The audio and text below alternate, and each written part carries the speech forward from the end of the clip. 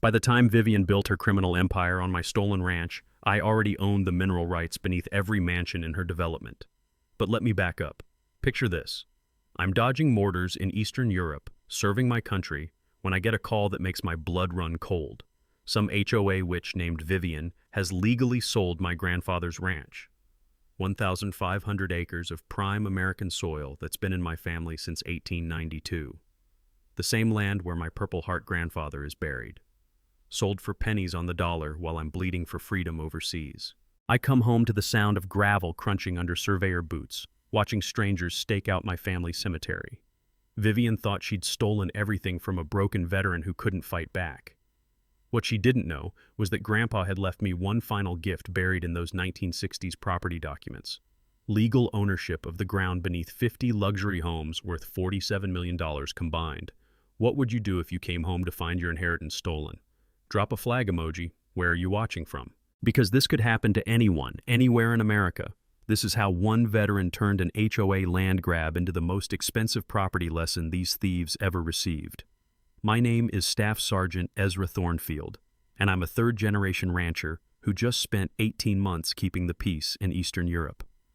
While I was dodging bullets and missing my grandfather's funeral, some HOA vulture was circling my inheritance like a hungry buzzard. The Thornfield Ranch, 1,500 acres of rolling hills, pristine pastures, and the clearest spring-fed lake this side of the Rocky Mountains.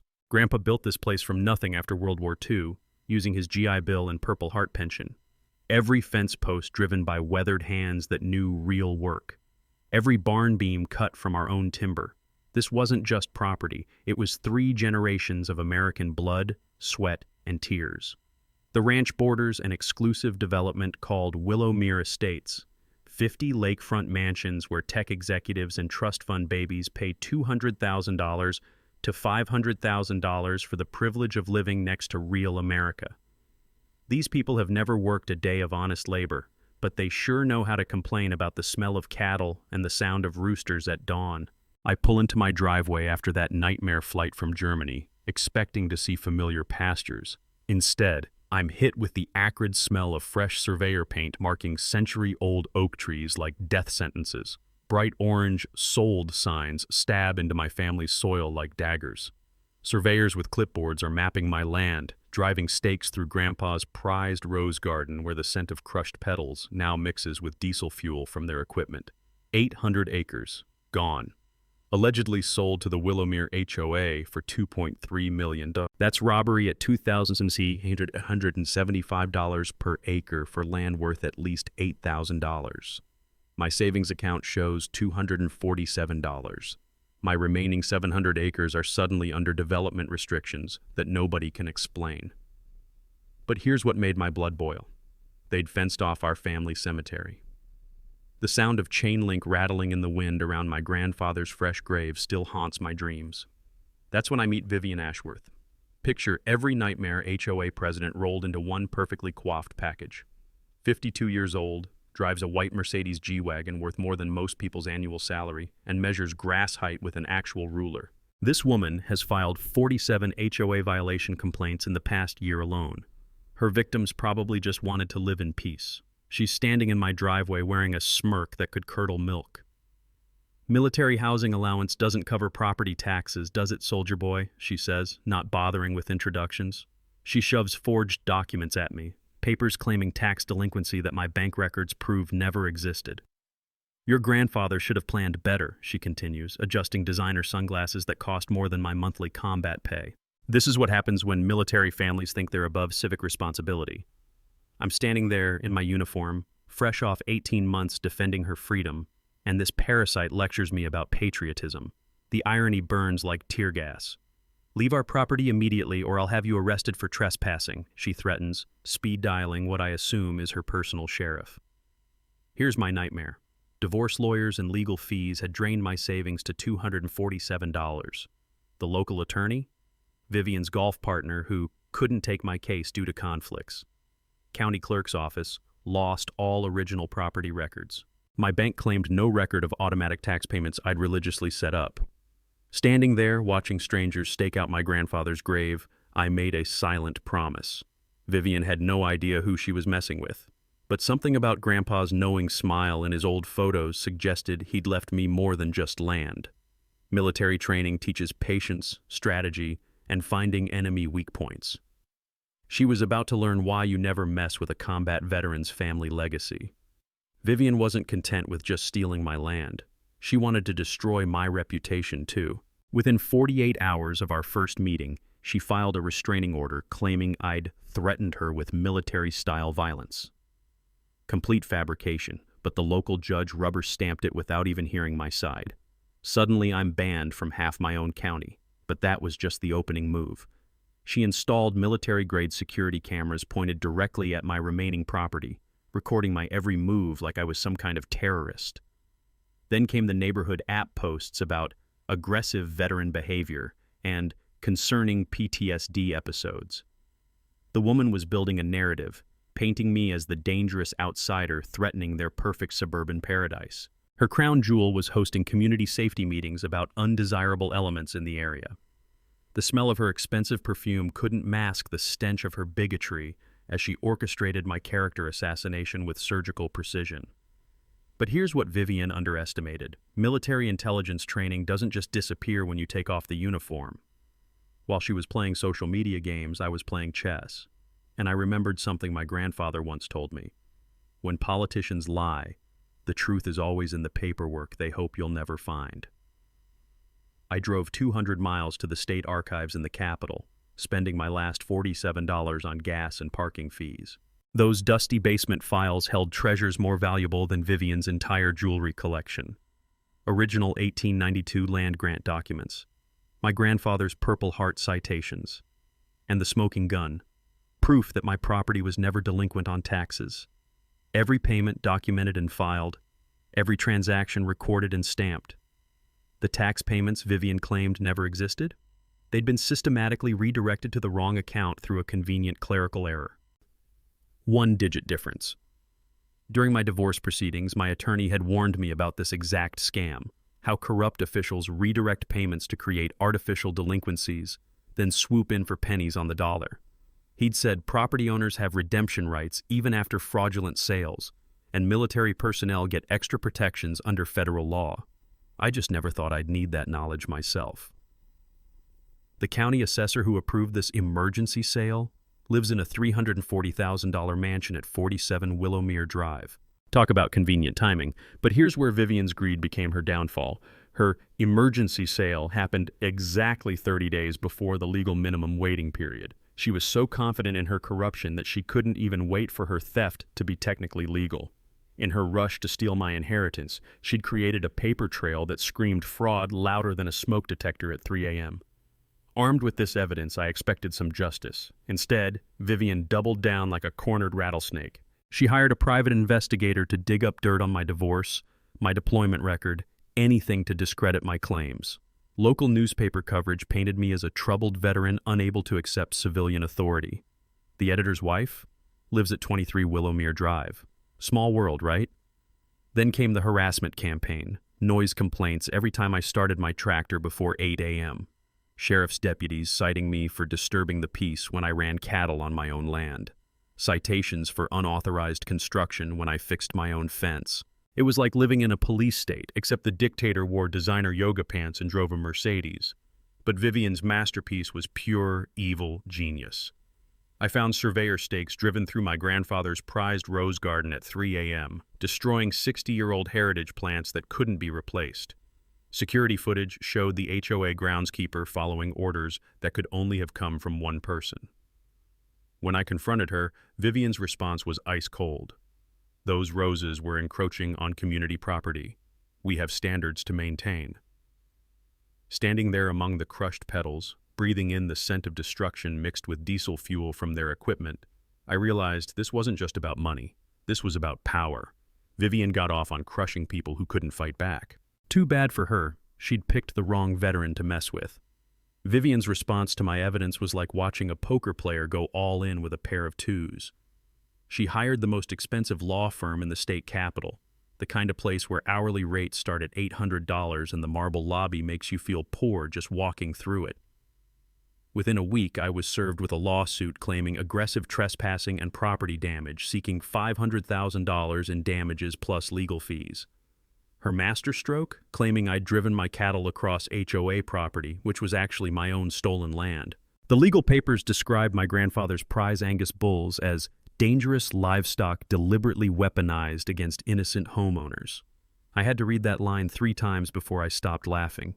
Apparently, cows are now considered assault weapons in Vivian's twisted universe. But 2 can play the expensive lawyer game.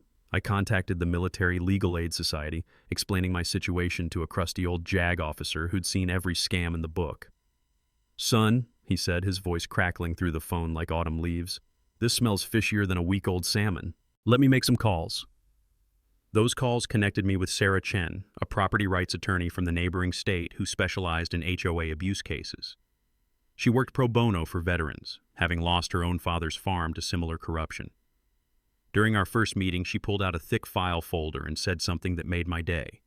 "Most HOAs operate illegally due to paperwork lapses, and yours might be no exception." That's when we started digging into Willowmere's corporate structure. What we found was beautiful. The HOA had never properly incorporated with the state. They'd been operating as an illegal quasi-governmental entity for 3 years, collecting fees without legal authority, making rules they had no power to enforce. It was like discovering the neighborhood bully was actually a 90-pound weakling wearing a fake muscle suit. During my deployment, I'd learned that many organizations fail to renew their corporate registration every few years, turning them into paper tigers with no legal standing. Sarah explained that homeowners can challenge the authority of improperly incorporated HOAs and potentially void all their actions. She'd seen cases where residents got years of fees refunded because their HOA forgot to file a single form, but here's where it gets juicy. While investigating their corporate status, we discovered Vivian had personally profited from my land sale. Her landscaping company, Ashworth Aesthetics, received a $180,000 beautification contract from the HOA the same month they acquired my property. She'd literally paid herself with money from selling my inheritance. It was like watching someone rob a bank and then bill the bank for security consulting. Sarah filed a motion to dismiss all HOA actions based on their illegal corporate status. The courtroom was packed when Vivian's $800 per hour attorney had to explain why his client was essentially a criminal organization masquerading as a homeowners association. Watching him squirm was better than cable television. But Vivian wasn't going down without a fight. She called an emergency HOA meeting to retroactively approve all past actions and rush through incorporation paperwork. Only 12 of 50 homeowners attended. Most were traveling or simply fed up with her antics. At 11 p.m., with a skeleton crew of her cronies, she pushed through votes that would normally require a majority of all residents. The smell of desperation was stronger than the coffee they'd been serving since 6 p.m. Vivian's voice had that shrill quality of someone who knows their world is crumbling, but refuses to admit defeat.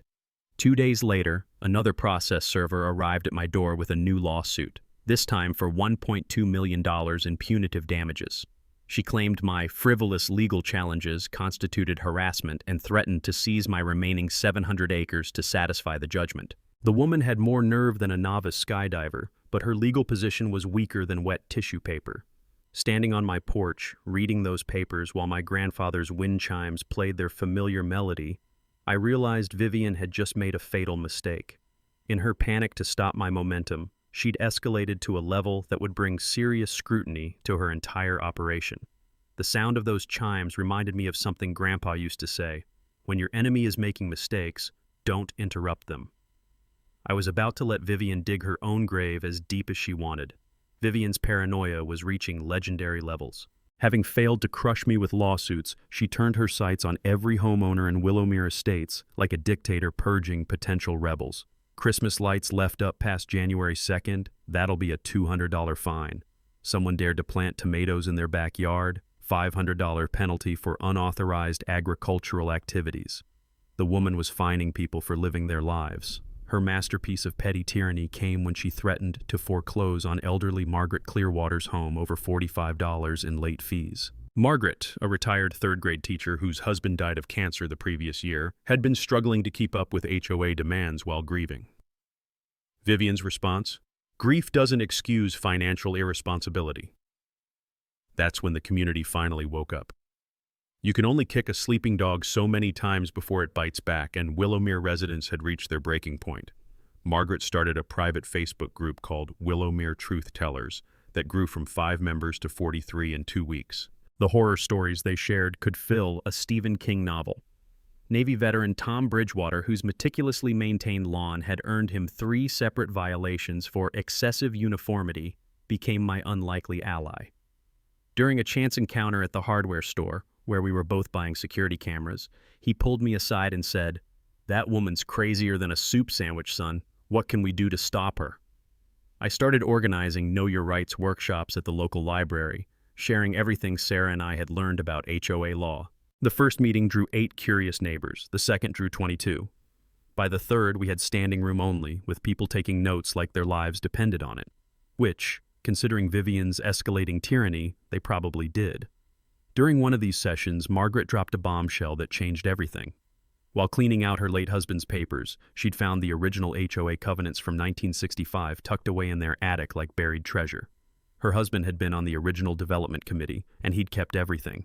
The brittle yellow pages contained language that made my heart sing. The bylaws explicitly prohibited any land acquisition beyond the original 50-lot plat. Vivian's purchase of my property didn't just violate state law, it violated the HOA's own founding documents. She'd committed what lawyers call ultra vires acts, meaning she'd exceeded her legal authority so completely it was like a mayor trying to declare war on Canada.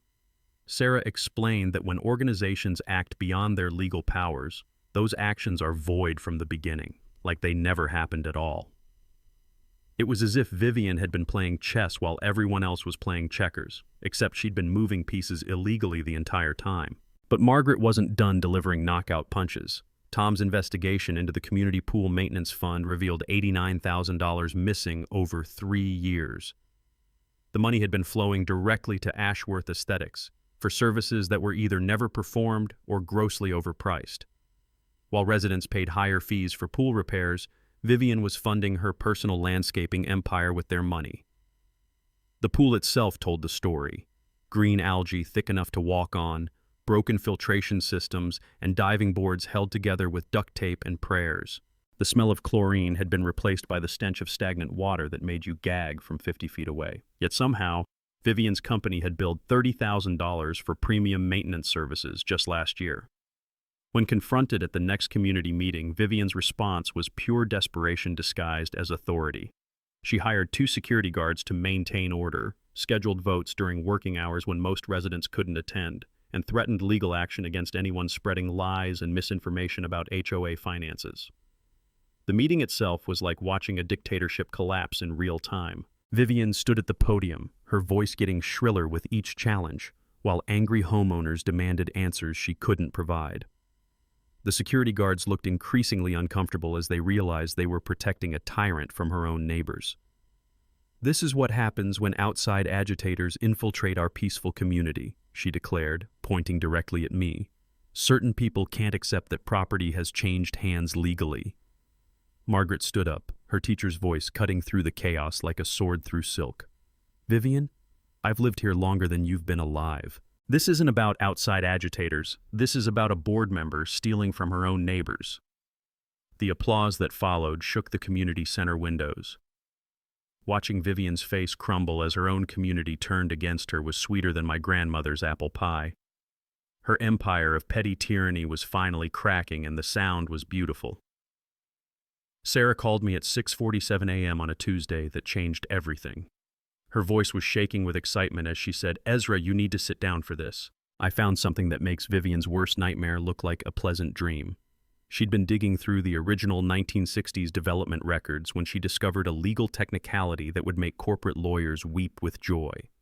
When Willowmere Estates was first developed, the original landowner, my grandfather's neighbor, had only sold the surface rights to the development company. He'd retained ownership of everything underground: mineral rights, subsurface access, and most importantly, foundation support rights. My grandfather had quietly purchased those subsurface rights in 1963 for $500, thinking the mineral deposits might be valuable someday. What he'd actually bought was the legal foundation beneath every mansion in Willowmere Estates. All 50 homes were technically built on property that now belonged to me. Sarah explained it like this. Imagine you own a house, but someone else owns the ground your basement sits in. That's exactly what had happened here. Surface rights and mineral rights are completely separate legal entities, something I'd learned during a geology course the Army had sent me to in Colorado. The instructor had told us about cases where homeowners discovered their houses were built on land they didn't actually own below ground level. The implications hit me like a freight train loaded with justice. I could legally demand the removal of every structure built on my subsurface property. The estimated cost for relocating 50 luxury homes, somewhere between $12 and $15 million. Alternatively, the homeowners could purchase the subsurface rights from me at fair market value, which our appraiser estimated at $45 million for the entire development. When Sarah broke the news to Vivian's legal team, the $800 per hour attorney requested an emergency meeting that cost them $25,000 in one afternoon. Their conclusion was devastating for Vivian. My legal position was unassailable. No insurance company would cover property rights disputes of this magnitude. The foundation of their entire community, literally and figuratively, belonged to the veteran they'd tried to destroy. I watched Vivian's world crumble through my binoculars as moving trucks appeared in driveways throughout Willowmere. Real estate agents swarmed the development like vultures at a roadkill buffet. Home values crashed overnight as word spread through the mortgage industry that title insurance might not cover these properties. The sound of Vivian's expensive fountain pen hitting the marble conference table during that emergency meeting, captured on security cameras she'd installed herself, became the audio signature of her downfall. Her $1.2 million mansion was now worth whatever I decided to charge for the land beneath it. Margaret called that evening, her teacher's voice bubbling with laughter. "Ezra, honey, Vivian's been driving around the neighborhood for 3 hours, just circling like a lost dog. I think she's having some kind of breakdown." Tom was more direct. "That woman thought she was playing chess with a country boy. Turns out you were playing three-dimensional chess while she was still learning checkers. The nuclear option was now in my hands. I could force the evacuation of every home in Willowmere Estates, bankrupting 50 families to satisfy my desire for revenge. Or I could negotiate a settlement that would return my stolen land plus enough compensation to make Vivian's theft the most expensive mistake in county history. But here's what Vivian didn't understand about military training. We're taught to achieve objectives with minimal collateral damage. The enemy was her, not the innocent homeowners who'd been deceived by her schemes. The leverage had shifted so completely that Vivian now faced a choice between financial ruin and criminal prosecution. Her stolen empire was built on land she'd never actually owned, and the foundation of her power was literally mine to control. Justice wasn't just coming. It was standing on my property wearing combat boots and carrying legal documents that would make her rue the day she'd tangled with a thornfield. When you hold nuclear weapons, you don't just push the button. You build a strategy that maximizes impact while minimizing fallout. Sarah assembled a legal dream team that would make Pentagon war planners jealous. A military property rights attorney who'd never lost a veteran's case, a forensic accountant who could trace dirty money through more layers than a wedding cake, and a real estate expert whose property valuations had stood up in Supreme Court cases. Our war room was my grandfather's old study, maps and documents covering every surface like a military operation. The smell of old leather and coffee mixed with the excitement of impending victory as we planned our three-phase campaign: exposure, negotiation, and if necessary, total enforcement. Dr. Jennifer Walsh, our forensic accountant, had traced every stolen dollar with surgical precision. "Vivian's embezzled $340,000 over 4 years, she announced, spreading financial charts across the oak table. Pool maintenance, landscaping contracts, security services that were never provided. She's been running a one-woman crime syndicate disguised as community management." The evidence arsenal was devastating. Original mineral rights documents from 1963, forensic analysis of the forged tax papers showing different ink types and printing dates, HOA financial records revealing a systematic pattern of self-dealing that would make mob accountants blush, video evidence of illegal property modifications, all time-stamped and authenticated. But our secret weapon was Margaret, who'd become an inadvertent master spy. Her Wednesday bridge club included Vivian's closest allies, and elderly ladies apparently share more secrets than CIA operatives after 3 glasses of wine. Through Margaret's intelligence network, we learned about Vivian's Swiss bank account containing exactly $2.3 million, the amount she'd paid for my stolen property. Tom had organized something beautiful, a veterans support convoy from 4 counties, all coming to witness justice being served. These weren't weekend warriors, these were combat veterans, Purple Heart recipients, men and women who'd bled for the Constitution that Vivian had trampled. The sound of their motorcycles and pickup trucks would announce that America still protects those who've protected her. Our media strategy was surgical. I'd learned psychological warfare in the Army, and public opinion battles follow the same principles as combat operations. We prepared press packets highlighting the contrast between my grandfather's Bronze Star service and Vivian's theft of veteran property. Social media campaigns featuring the family cemetery behind enemy lines. Anonymous tips to investigative journalists about corruption in local government. Sarah had prepared multiple settlement scenarios, from total victory to reasonable compromise. "We'll offer them 3 options," she explained, her voice carrying the confidence of someone holding royal flush. "Return all stolen property plus damages, purchase subsurface rights at fair market value, or face complete evacuation and criminal prosecution." The insurance revelation was our psychological warfare masterpiece. Homeowners' insurance policies specifically excluded property rights disputes. Title insurance companies were already refusing to defend the impossible position of owning homes built on someone else's land. Most residents would lose everything if forced to relocate their foundations. During our final strategy session, we discovered something that made victory even sweeter. The environmental engineer's soil analysis revealed that HOA construction had contaminated the lake with runoff from improperly installed drainage systems. Vivian's development violated EPA regulations, giving us federal jurisdiction and potential criminal charges that could add years to her eventual prison sentence. Margaret's infiltration of Vivian's inner circle produced our final intelligence coup.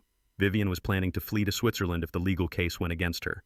Her escape plan included liquidating assets, transferring funds offshore, and disappearing before criminal charges could be filed. She'd underestimated how quickly federal authorities move when stolen military property is involved.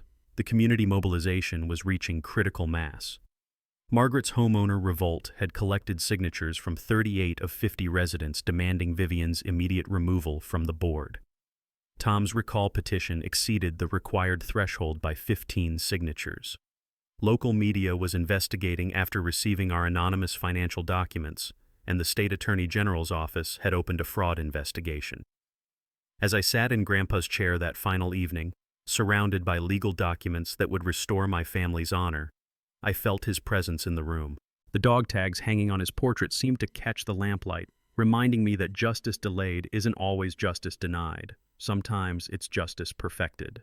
Tomorrow, Vivian would learn why you never steal from a veteran's family. The war machine was assembled, loaded, and aimed directly at her corrupt empire. Time to pull the trigger and watch it all come crashing down. Desperation makes people dangerous, and Vivian was drowning in it. When legal warfare failed, she turned to sabotage with the subtlety of a sledgehammer. My water well, which had provided crystal-clear spring water for 3 generations, suddenly developed a mysterious crack that drained the entire system overnight. The repair estimate, $12,000. The contractor who accidentally hit it with his backhoe, listed in the county records as doing regular work for Ashworth Aesthetics. But Vivian was just getting started. Anonymous reports flooded the county environmental office claiming my cattle operation was contaminating the pristine lake with military-grade chemicals. The irony was thicker than molasses. The woman whose illegal construction had actually polluted the watershed was accusing me of environmental crimes. Health inspectors arrived with clipboards and attitudes, testing soil that came back cleaner than a surgical suite. Her psychological warfare campaign escalated to character assassination. Rumors spread through town like wildfire about my dangerous PTSD episodes and violent outbursts against innocent neighbors. The local diner owner, whose mortgage happened to be held by Vivian's bank, suddenly refused to serve me. The hardware store clerk gave me suspicious looks like I might explode at any moment. It was like living in a small town where everyone believed you were a ticking time bomb. Then came the bribery attempt that proved Vivian had completely lost her mind. She cornered me in the courthouse parking lot, her Mercedes idling like a getaway car, and offered me $500,000 cash to relocate somewhere more suitable for a veteran with your challenges.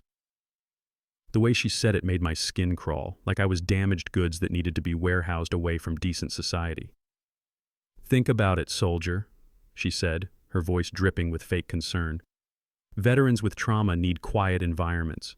Suburban life might be too stimulating for someone like you. She actually suggested I'd be happier in some isolated cabin where my episodes wouldn't frighten normal people. What she didn't know was that I'd been recording every interaction since our first meeting. Her bribery attempt, complete with veiled threats about making my life very difficult, was captured in high-definition audio that would make prosecutors weep with joy. But Vivian saved her masterpiece for last. Professional vandals, and I mean professionals, not teenagers with spray paint, systematically destroyed my perimeter fence on a Tuesday night when I was at the VA hospital for a routine appointment. They cut the wire with a surgical precision, creating gaps wide enough for my cattle to escape onto the busy county highway. At 3:47 a.m., I got the call every rancher dreads. One of my grandfather's prized Angus cows had been struck by a semi-truck, dying instantly on Route 42. The financial loss was devastating, but the emotional impact was worse. That cow had been descended from the original herd Grandpa built after the war. Vivian's response was as swift as it was sickening. She called the sheriff's department before the cow's body was even cold, claiming I was operating a dangerous livestock facility that threatens community safety. Local news crews arrived like buzzards, filming my dead cow while she gave interviews about reckless veterans who endanger innocent families. The headline in the morning paper made my blood boil. Troubled veterans' negligence causes highway accident. The article painted me as an unstable ex-soldier whose poor fence maintenance had nearly killed a truck driver. No mention of the professional sabotage. No investigation into who might have cut those wires. Just another story about a broken veteran who couldn't handle civilian responsibility. Meanwhile, Margaret's Bridge Club intelligence revealed Vivian's nuclear option. She was filing for emergency bankruptcy to protect her personal assets while transferring her mansion to a shell corporation in the Cayman Islands. The woman who'd spent 4 years stealing from her neighbors was now claiming financial hardship due to my frivolous lawsuits. The smell of hydraulic fluid from my sabotaged farm equipment mixed with the stench of Vivian's desperation as she played her final cards. Security cameras captured masked figures damaging machinery, cutting brake lines on my tractor, and even poisoning my grandfather's memorial oak tree with industrial herbicide. But every act of sabotage only strengthened our case. Sarah was documenting everything, building a criminal conspiracy case that would send Vivian to federal prison for years.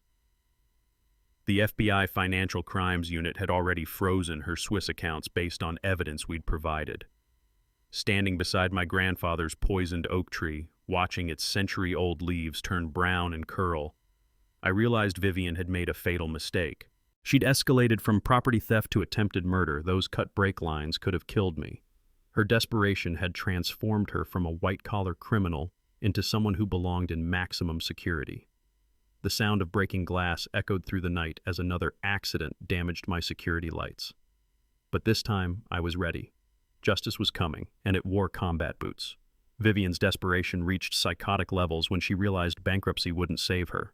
Federal authorities had frozen her offshore accounts faster than she could say Cayman Islands, and her attempted asset shuffle looked like amateur hour compared to real financial criminals. So she played the only card left in her deck: complete character destruction through manufactured evidence. The setup was diabolical in its simplicity. She hired a professional actor, a guy who looked enough like me to fool security cameras, to cause a disturbance at Murphy's Tavern on a busy Friday night. This fake Ezra started fights, threatened patrons, and screamed about killing HOA board members before stumbling out into the parking lot. Within hours, edited security footage was all over social media showing a dangerous veteran making terroristic threats.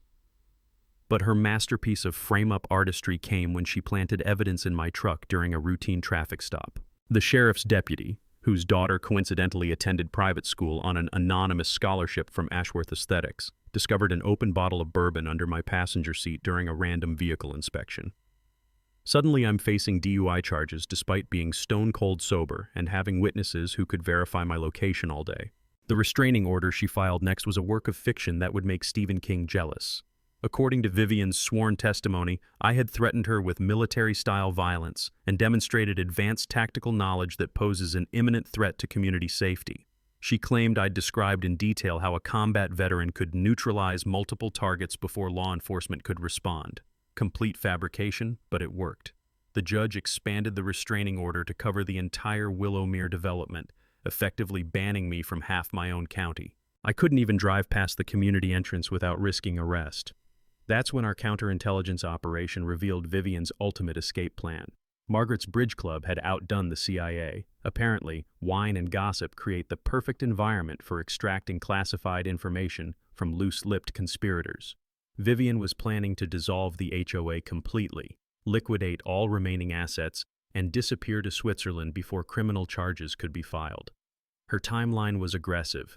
Transfer the remaining community funds to her personal accounts, claim the HOA voted to disband due to ongoing legal harassment, and board a one-way flight to Zurich within 72 hours. She'd already purchased the ticket using a credit card linked to the community pool maintenance fund.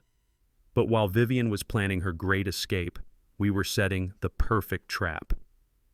Sarah had coordinated with federal prosecutors to time everything perfectly. The FBI financial crimes investigation would culminate in arrest warrants issued exactly 1 hour before Vivian's planned departure.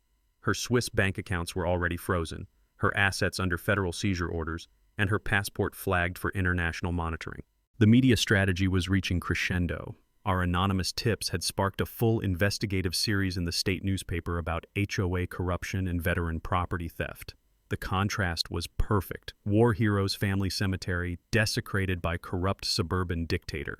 Public opinion had shifted so completely that Vivian couldn't show her face in town without getting hostile stares. Tom's veteran convoy had grown beyond our wildest expectations. Word had spread through military networks across 4 states about a sister-in-arms whose family legacy was under attack. Combat veterans, Purple Heart recipients, Gold Star families, they were coming to stand witness as justice was finally served. The sound of their motorcycles would announce that America still protects those who've sacrificed for her. The community rebellion reached critical mass when Vivian made her final desperate play.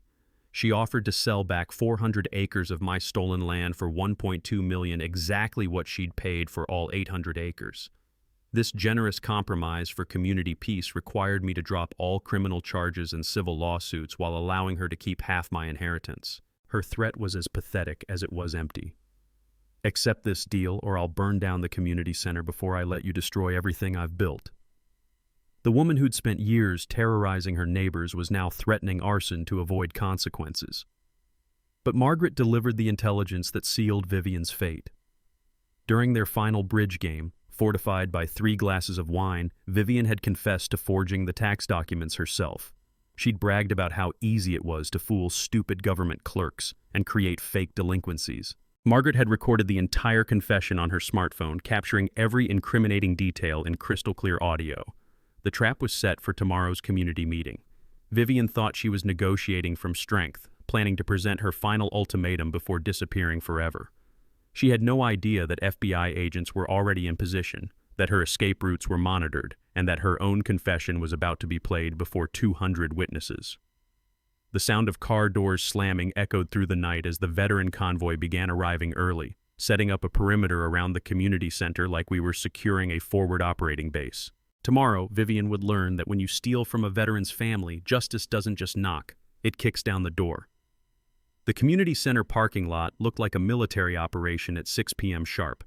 30 motorcycles and pickup trucks formed a precise perimeter, their American flag decals catching the evening light like battle standards. Combat veterans in leather jackets stood at attention, creating an honor guard that would make Arlington National Cemetery proud. These weren't weekend warriors. These were men and women who'd bled for the Constitution that Vivian had trampled. Inside, the tension was thick enough to cut with a bayonet. 200 residents packed every seat, with local media crews positioning cameras like they were covering a presidential debate. County Sheriff Mitchell positioned his deputies at every exit, officially for crowd control, but really to prevent a certain someone from making an unscheduled departure. Vivian arrived fashionably late in her white Mercedes, flanked by her $800 per hour attorney, whose briefcase probably cost more than most people's monthly salary. She strutted through the crowd like a queen addressing peasants, her designer suit and perfect makeup a stark contrast to the working-class folks she'd been terrorizing for years. "Ladies and gentlemen," she began, her voice carrying that practiced politician's cadence that sounds sincere but feels like fingernails on a chalkboard. "I've called this meeting to resolve an unfortunate misunderstanding with our neighbor, Mr. Thornfield. Despite his military service, which we all respect, certain legal complexities require adult supervision. The condescension was so thick you could taste it. Here was a woman who'd stolen from her own neighbors, embezzled community funds, and committed federal crimes, lecturing a combat veteran about adult supervision. "I'm prepared to offer a generous settlement," she continued, pulling out a prepared statement. "Mr. Thornfield can repurchase 400 acres of the disputed property for $1.2 million, a significant discount that reflects our community's appreciation for veterans. In exchange, all legal proceedings will cease, and we can move forward in harmony."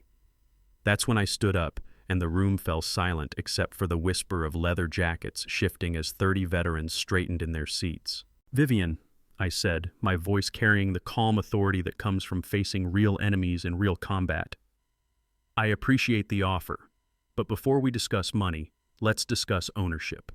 I nodded to Sarah, who activated the projector with theatrical precision. The original 1963 mineral rights documents filled the screen in glorious high definition, complete with my grandfather's signature and the county clerk's official seal. "These documents prove that I own the subsurface rights beneath every mansion in Willowmere Estates," I announced. "That means every foundation, every basement, every septic system sits on property that legally belongs to me." The gasps from the crowd sounded like air being sucked from the room. Real estate agent Patricia Wells, whose own house sat on my property, whispered, "Oh my God," loud enough for the back row to hear. "The current market value for purchasing these subsurface rights is $47 million, I continued, watching Vivian's face drain of color faster than her bank account. "Alternatively, all 50 homes can be relocated at an estimated cost of $15 million. Vivian's attorney was frantically packing his briefcase, probably calculating how quickly he could distance himself from this legal disaster. The sound of expensive Italian leather snapping shut echoed through the stunned silence, but I wasn't finished. "Since we're discussing property ownership, let's also discuss theft." Margaret stood up like a courtroom witness, her smartphone gleaming in her trembling hand. "I have a recording of Vivian confessing to forging tax documents and stealing veteran property. Would you like to hear it?" The audio was crystal clear, Vivian's wine-loosened voice bragging about how easy it was to fool stupid government clerks and create fake tax delinquencies. Every word was a nail in her legal coffin. That's when FBI agent Rodriguez stepped forward, his federal badge catching the fluorescent lights. "Vivian Ashworth, you're under arrest for wire fraud, conspiracy, embezzlement, and violations of the Service Members Civil Relief Act." The community center erupted like a stadium after a winning touchdown. Cameras flashed as Vivian's perfect composure finally cracked. She screamed about communist conspiracies and ungrateful neighbors while Agent Rodriguez read her rights with professional calm. "This is persecution," she shrieked, struggling against the handcuffs. "I built this community. I protected property values. These people should be thanking me." Sheriff Mitchell stepped forward with his own warrant. "Ma'am, you're also under arrest for conspiracy, money laundering, and about 15 other charges we'll discuss downtown." The sound of handcuffs clicking shut was sweeter than church bells on Sunday morning. As they led Vivian away in shackles, her designer heels echoing on the linoleum floor, the veterans stood at attention in silent salute, not for her, but for justice finally served. Tom called out from the back of the room, "That's how we handle enemies of America, folks." The standing ovation lasted 3 full minutes. Outside, the veteran convoy's motorcycle engines roared to life, their victory lap echoing through Willowmere like freedom's own thunder. Justice moved swift and merciless. Vivian drew 5 years in federal prison plus $2.1 million in restitution, every stolen penny accounted for and returned with interest. The county assessor who'd helped orchestrate the fraud lost his pension, served 2 years, and was permanently disbarred from public service. Watching these parasites face real consequences felt better than Christmas morning after a year-long deployment. Within 6 months, my family's 1,500 acres were fully restored to legal ownership.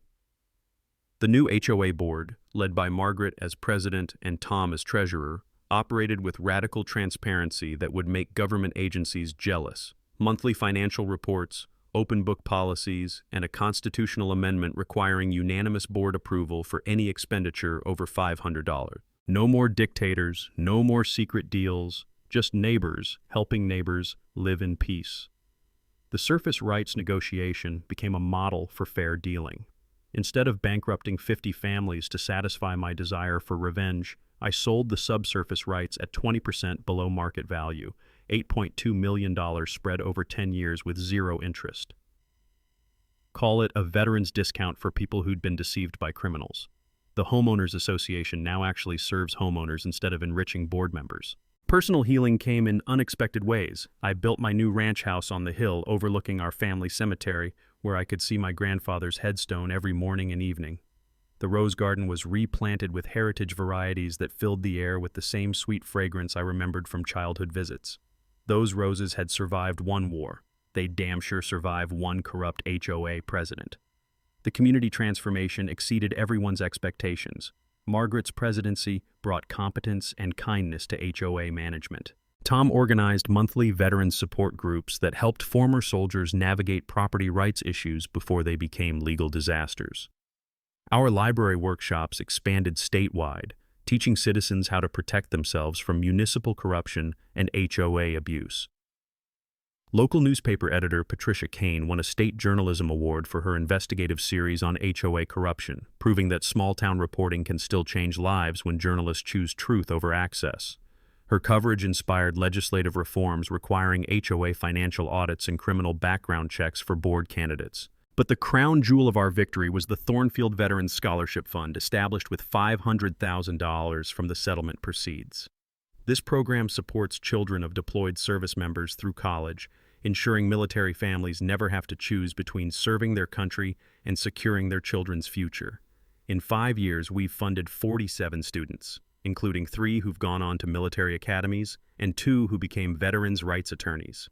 Our annual fundraising gala brings the entire community together at the restored ranch, where combat veterans and suburban neighbors share barbecue and swap stories under the same stars my grandfather once watched. Margaret organizes silent auctions featuring local artwork, while Tom leads tours of the memorial garden we created for all county veterans. Even former Willowmere residents who initially resented me now contribute generously to honor their neighbors who've served. The legal precedent from my case became required reading in law schools nationwide, and Sarah Chen now travels the country teaching property rights seminars at veterans organizations. The Thornfield Doctrine protects military families from predatory local governments and corrupt HOAs, ensuring no veteran returns from deployment to find their inheritance stolen. Personal happiness found me when I least expected it. I married Janet Morrison, the librarian who'd helped research those crucial property documents in the early days of our fight. We adopted 2 children whose Marine father died in Afghanistan, giving them the stable home and family legacy that every military child deserves. Our ranch operates as both a working cattle operation and a retreat center where veterans find peace among people who understand their sacrifices. The phone call came last Tuesday. A Marine sergeant from California whose city was trying to seize his family farm through eminent domain abuse.